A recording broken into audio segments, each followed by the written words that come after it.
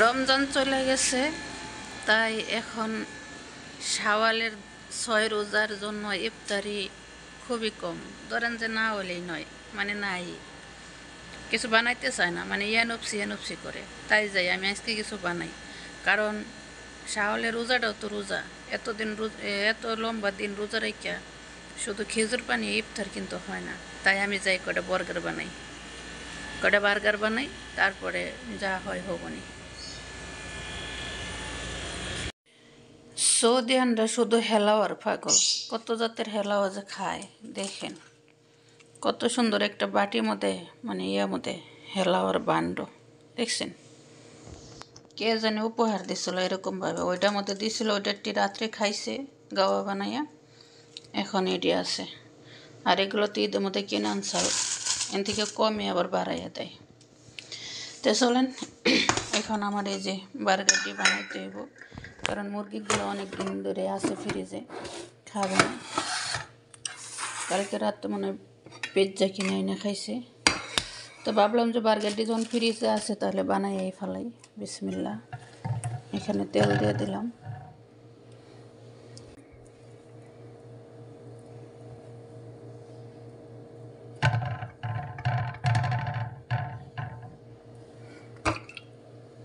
এটা কিন্তু মিলে যায়, এটা তাজা জিনিসের মতোই, তো আমি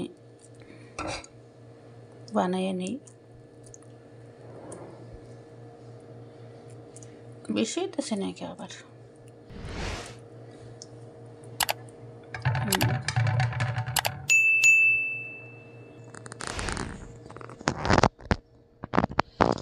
এই তো একবারে আমার মানে বার্গার আছে 15 পিস, আমি এখানে বানাইয়া নিলাম 15 পিস।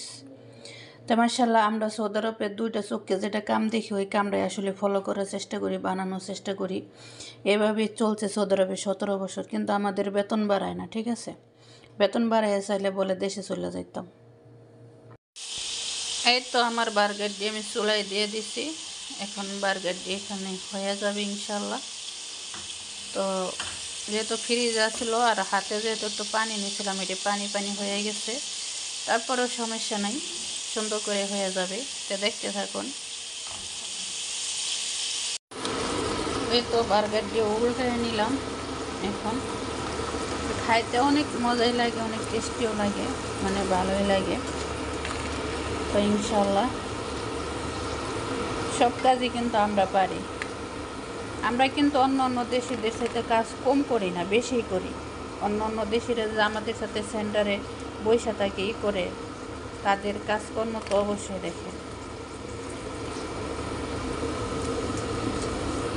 মোবাইলের দেখা যায় কাহিনীর শেষ নেই, শুধু পড়ে যায়।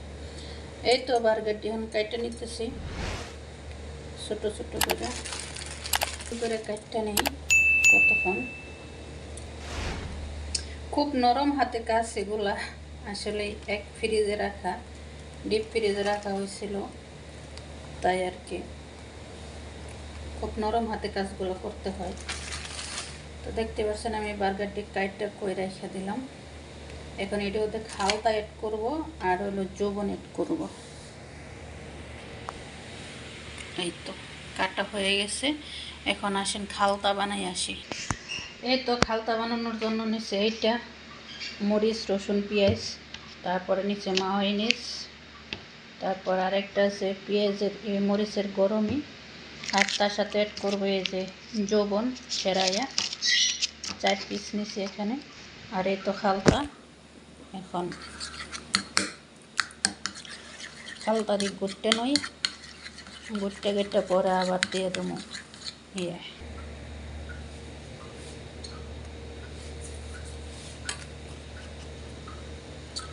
এখন এই তো খালতাটা অ্যাড করে নিই এক সাইড করে, কারণ এগুলো খালতা দিলে অনেক মজা লাগে খাইতে।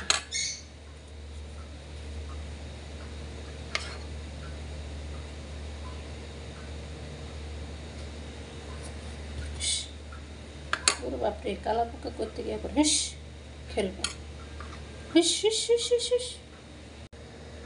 তো আমার এখানে 17 এসে হয়েছে, 17 হয়েছে যে কে আমি কই, 17 হয়েছে যে কালা পোকাটি আছে, দেখি আছে কিনা। তো আমি যেটা ভাবতেছি যে আমি তাড়াতাড়ি করে একবারে একটা করে শেষ দিয়ে দিই। আগের যৌবন কাটারই মনে সুন্দর ছিল, তো এই জন্য আমি ভাবতেছি তাড়াতাড়ি করে একটা করে শেষ দিয়ে দিই। এই তো দেখছেন বন্ধুরা, যৌবনটি অ্যাড করে ফেলাইছি। এখন এটা ভিতরে বইরে দিয়ে খাস পাতা দিব।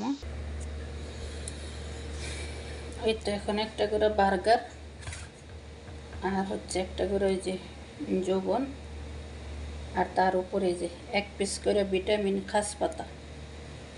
ইনশাআল্লাহ জানি না কেমন হবে, আশা করি ভালোই হবে। তো এই তো সৌদি আরবের অনেক খাবারের আইটেম, স্পেশাল খাবার সৌদি আরবের যে কোনো খাবার কোন না কেন বাঙালিরা কিন্তু খুব সহজেই ফলো করে। অন্য অন্য দেশেরা কিন্তু এতটা গুরুত্ব দিয়ে কাজ করে না। তারপরেও বাংলাদেশের মানুষের অবহেলা, লাঞ্ছনা, যন্ত্রণা, চিকিৎসাবিহীন কতভাবে থাকা নাকি। এই যে রমজানের মাসগুলো আমরা কিন্তু 18-20 ঘন্টা ডিউটি করছি, তার বিনিময়ে কিন্তু অনেক কষ্টই পাইছি। ঠিক আছে, তাই তো বানানো হয়ে গেল আমার সেই স্পেশাল ছোট ছোট বার্গারটি। খাস পাতা দিতে তো বইলেই গেছি, ভেঙে যাইতেছে কারণ এর তো বন্ধুরাই তো হয়ে গেছে আমার খাস পাতা। সৌদিদের একটা জাত অভ্যাসটা হলো গোয়ার গোড়া আগাইলে কোতন দেব। এখন দেখেন 6টা 15 মিনিট বাজে গেছে, আজানের আর মাত্র 10 মিনিট বাকি আছে। ঠিক আছে, এখন ফোন করে কইতেছে বাসায় ইফতারি লোক আসবো, তাড়াতাড়ি ইফতার বেশি করে বানাইতাম, গাওয়া বেশি করে বানাইতাম। এটা কোনো কথা হইলো? তো সবাই ভালো থাকবেন, যারা আমার ভিডিওতে দেখেন অবশ্যই লাইক কমেন্ট শেয়ার করবেন। আপনাদের ভালোবাসায় আমি আলহামদুলিল্লাহ এগিয়ে যেতে পারবো ইনশাআল্লাহ।